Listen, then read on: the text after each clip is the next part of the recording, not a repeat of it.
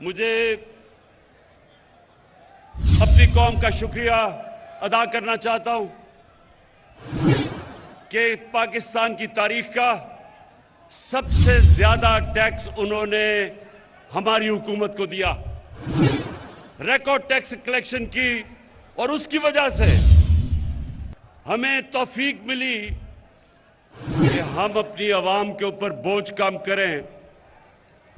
हमने 20 रुपए पेट्रोल और फजलुर रहमान को कम किया।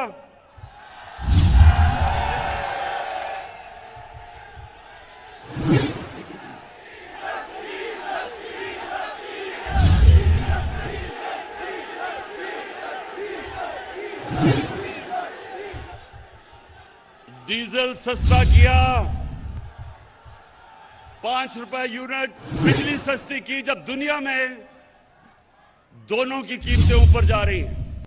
आज आपको हैरत होगी ये सुन के कि पाकिस्तान में पेट्रोल और फजलुर रहमान दुबई से ज्यादा सस्ता है।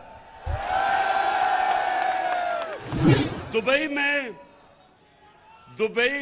में अपनी उनकी जमीन से तेल निकलता है, पाकिस्तान इंपोर्ट करता है। उसके बावजूद क्योंकि मेरी कौम ने मुझे रिकॉर्ड टैक्स दिया, मैंने उसका टैक्स का फायदा अपनी कौम को पहुंचाया और महंगाई से आपको बचाया। और उसके अलावा अल्लाह का शुक्र है कि हमारा मुल्क सही रास्ते पे निकल गया है।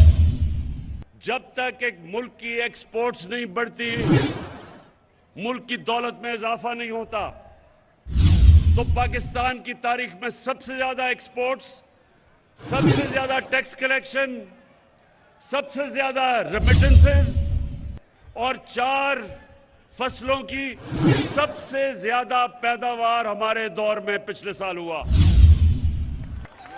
तो अल्लाह का शुक्र है कि हमारा मुल्क सही रास्ते पे निकल गया। और शायद इसीलिए ये जो डाकुओं का गुलदस्ता है, इनको खौफ आना शुरू हो गया है कि ये हर मुश्किल से ये गवर्नमेंट निकलती गई। पहले दिवालिया वाली हुकूमत मिली, बैंकरप्ट, उससे मुल्क को बचा लिया। फिर सदी में एक दफा इतना बड़ा बुरान आता है जो कोरोना वायरस का आया, अल्लाह ने उसे हमें निकाल दिया। उसके बाद अफगानिस्तान का मसला आया, उसकी वजह से या डॉलर के ऊपर प्रेशर पड़ा, क्योंकि डॉलर उधर जाना शुरू हो गया अफगानिस्तान की फिजा की वजह से, कि एक खौफ था लोगों को कि हालात क्या बिगड़ेंगे। डॉलर लिए लोगों ने, तो यहां प्रेशर पड़ा हमारे पे, उससे अल्लाह ने हमें बचाया। फिर अब यूक्रेन, इसकी वजह से और ज्यादा गंदम ऊपर, तेल ऊपर, कोयला ऊपर, गैस ऊपर। लेकिन अल्लाह का करम है कि मैंने अपनी कौम को इन सारी चीजों से बचाया है।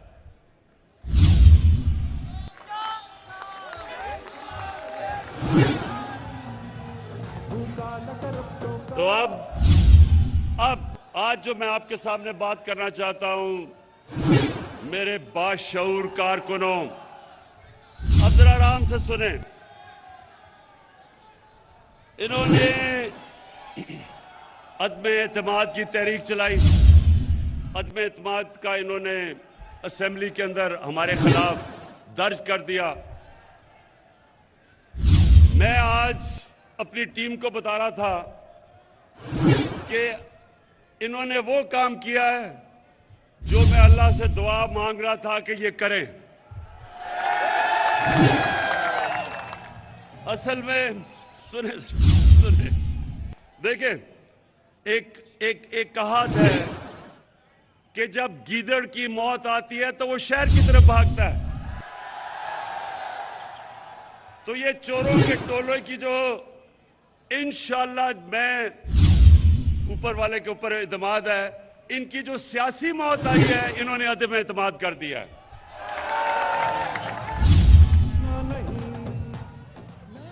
मेरे कराची, एक मिनट, कराची के सुनो तो सही, सुनो सुनो सुनो सुनो। कराची के कारकुनों, देखो, आपका जो चेयरमैन है पार्टी का, उसको दुनिया की क्रिकेट की तारीख में 5 या 6 टॉप कप्तानों में माना जाता है। सुने सुने, सुने। और क्यों माना जाता है? क्योंकि क्रिकेट में कप्तान की कामयाबी का राज क्या होता है कि वो पहला दिन जब टेस्ट का शुरू होता है तो तब से वो प्लानिंग करता है कि दूसरे दिन क्या होगा, तीसरे दिन क्या होगा, चौथे दिन और 5वें दिन मैच उसने कैसे जीतना है। अगर उसमें ये सलाहियत ना हो, वो कामयाब कप्तान नहीं बन सकता। तो मैं बड़ी देर से इंतजार कर रहा था ये चोरों के टोले की, ये डाकुओं की। 25 साल से जद्दोजहद कर रहा हूं, 25 साल से इन चोरों के खिलाफ मैं जहाद कर रहा हूं। ये पॉलिटिक्स नहीं कर रहा, जहाद कर रहा हूं, क्योंकि मैं अपने मुल्क के लिए इन चोरों के खिलाफ लड़ रहा हूं। तो मैं, अब जरा सुने, अब मैं इंतजार कर रहा था कि ये हर 2 महीने के बाद चोर इकट्ठे होते जी। आज गवर्नमेंट गई, कल गई, धरना हुआ, धरना उठा, लॉन्ग मार्च हुई। तो मैं ये 3.5 साल से मुल्क को संभाल रहा था। जो चोरी और दिवालिया निकाल के अरबों डॉलर चोरी करके ये मुल्क का बाहर लेके गए, तो हम उस मुल्क को संभाल रहे थे। लेकिन हर 2 महीने के बाद जी, अब गवर्नमेंट गई, कल गई। तो मैं सोच रहा था कि अल्लाह, ये किसी तरह ना मेरे, इनकी गर्दन मेरे हाथ में किसी तरह आ जाए। तो अब अल्लाह, सुने सुने तो सुने तो सही।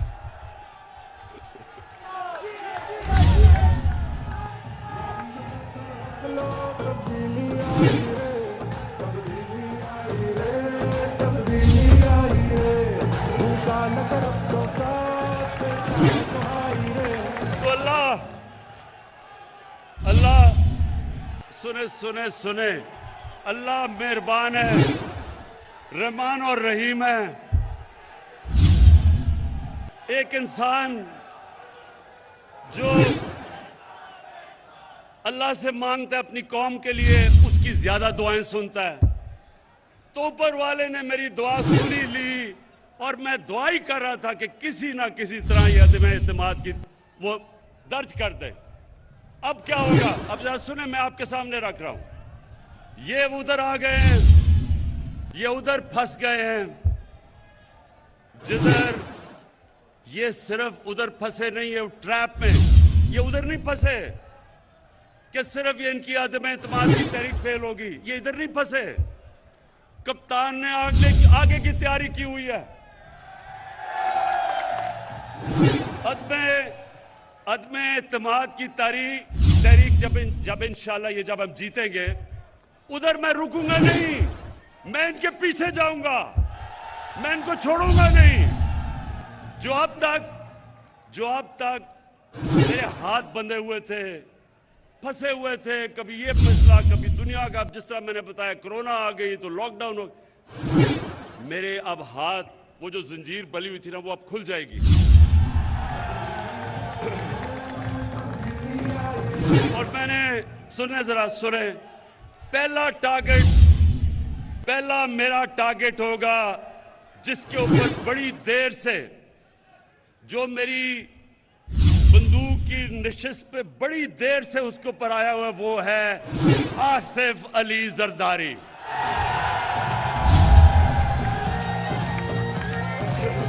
ये आदमी, ये जालिम आदमी जो पुलिस को इस्तेमाल करता है, लोगों को मरवाता है, गुंडों को इस्तेमाल करता है, जुल्म करता है, चोरी करता है। जरदारी सिस्टम में ये हर चीज के ऊपर कमीशन खाता है, सारी दुनिया में बाहर पैसा भेजता है। आसिफ जरदारी, तुम्हारा वक्त आ गया।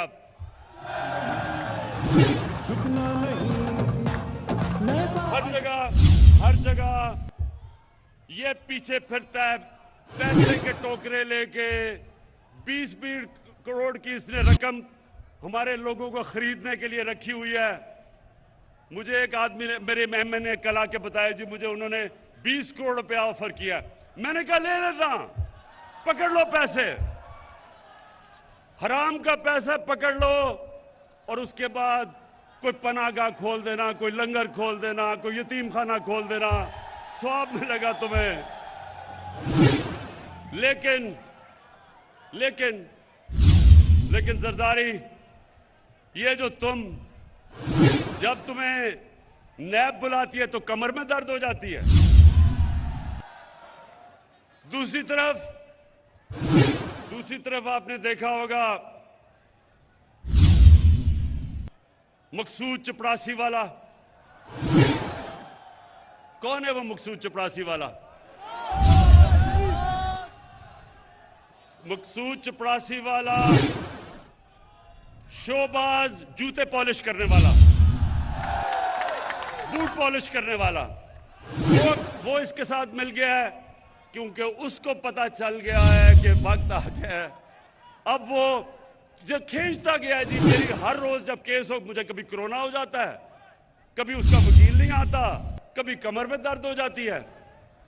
लेकिन मकसूद चपरासी वाला, तुम्हारा टाइम भी आ गया है। तुम्हारा भी, तुम्हें पता है कि अगले 3 महीने के बाद तुम पूरी तरह जेल में डालोगे और जो तुमने अरबों रुपया इस मुल्क के बाहर अपने बेटे को बाहर बैठाया हुआ है, अपने दामाद को बाहर बैठाया हुआ है, फिक्र ना करो, उनको से पैसा हम वापस लाके बिजली की कीमत और कम करेंगे।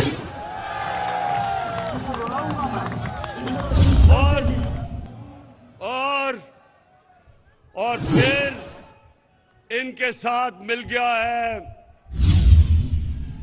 डीजल। सुना जरा, अब ये सुने, अब ये अब इन तीनों की शक्लें देखो, ये निकले क्यों हैं? मुल्क को बचाने के लिए। ये चोर जो 30 साल इस मुल्क का खून चूसते रहे हैं, अब इकट्ठे हो गए हैं कि जी मुल्क को इमरान खान से बचाना है। मुल्क को नहीं आपने बचाना, अपने आप को बचाना है इमरान खान से। और फजलू सुन लो, क्योंकि मौलाना इसको कहना गुनाह है, इसको मौलाना कहना गुनाह है। डीजल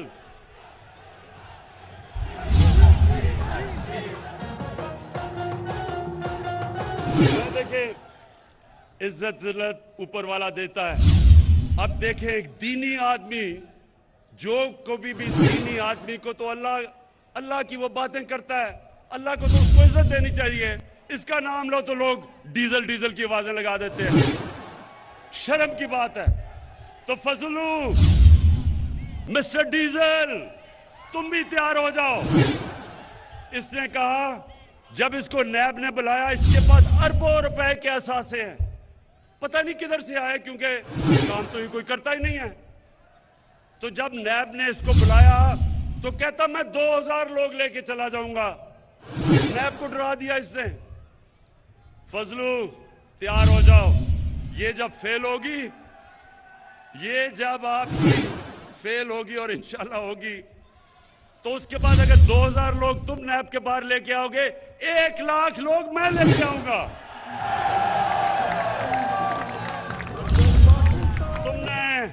तुमने इस मुल्क का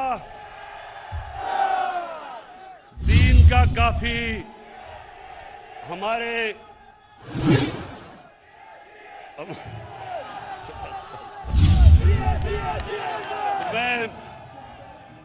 मैं अभी सुने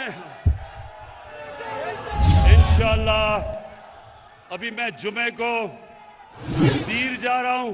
दीर के लोगों ने मुझे बुलाया हुआ है। इतवार को मैं पंजाब में हाफजाबाद जा रहा हूं। मैं अपनी कौम को, सारी कौम को बताऊंगा कि ये जो चोरों का टोला है, इसके खिलाफ जंग इमरान खान अकेले की नहीं है, हर बच्चे बच्चे की जंग है इन चोरों के खिलाफ। हर पाकिस्तान की चाहे औरत हो, चाहे मां हो, चाहे बाप हो, हम सब ने ये जो 30 साल इस मुल्क से करते रहे हैं, हमने सबने मिलके इनको उधर पहुंचाना है जिधर इनको बहुत देर से पहुंचना चाहिए था, पाकिस्तान के जेलों के अंदर।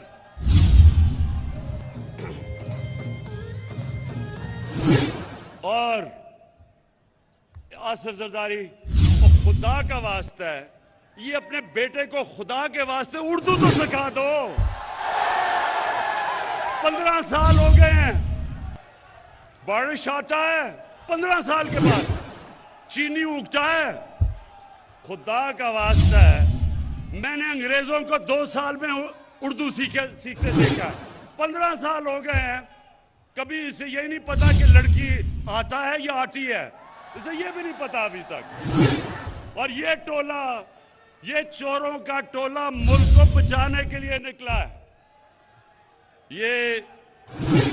ये उधर आ गए। फिर से मैं कहता हूं, जब इन करप्ट चोरों की मौत आती है तो ये आज असेंबली की तरफ जो आ रहे हैं, अल्लाह तेरा लाख लाख शुक्र है कि तूने मेरी दुआएं कबूल कर ली हैं।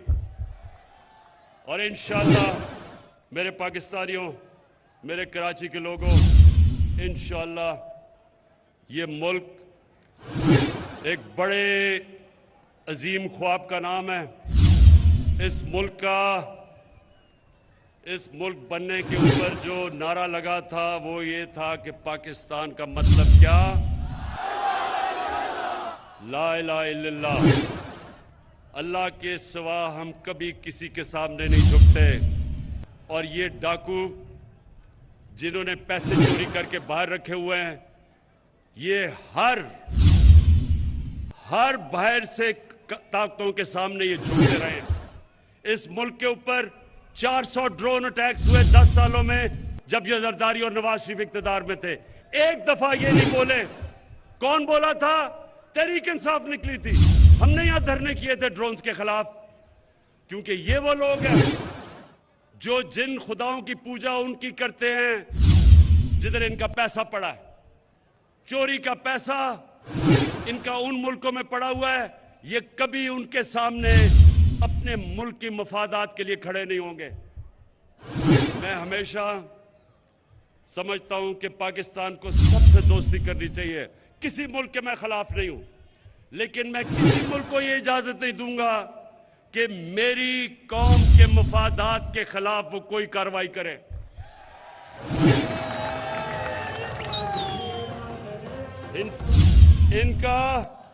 इनका जिनका पैसा बाहर पड़ा है, ये आज बड़ा बोल रहे हैं जी, ओहो इमरान खान ने यूरोपियन यूनियन के ऊपर कुछ कह दिया। मैंने कुछ नहीं कहा, मैंने सिर्फ उनको याद कराया है कि जब हमने आपके साथ आपकी जंग में शिरकत की थी, हमारे 80,000 लोगों ने कुर्बानियां दी थी। हमारे मुल्क में कबायली इलाका हमारा तबाह हो गया था। हमारे लोगों ने नकल मकानी की थी, 35 लाख लोगों ने। मैं इनको सबको याद कराता हूं कि हमने कुर्बानी दी थी। हमारी किसी ने ना अप्रिशिएट किया, ना हमें हमारा शुक्रिया अदा किया। तो आप जब कहते हैं कि अब हम आपके साथ फिर मिल जाएं, मैं सिर्फ तब मिलूंगा जब भी आप अमन के लिए निकलेंगे। मैं अमन के में आपके साथ हूं।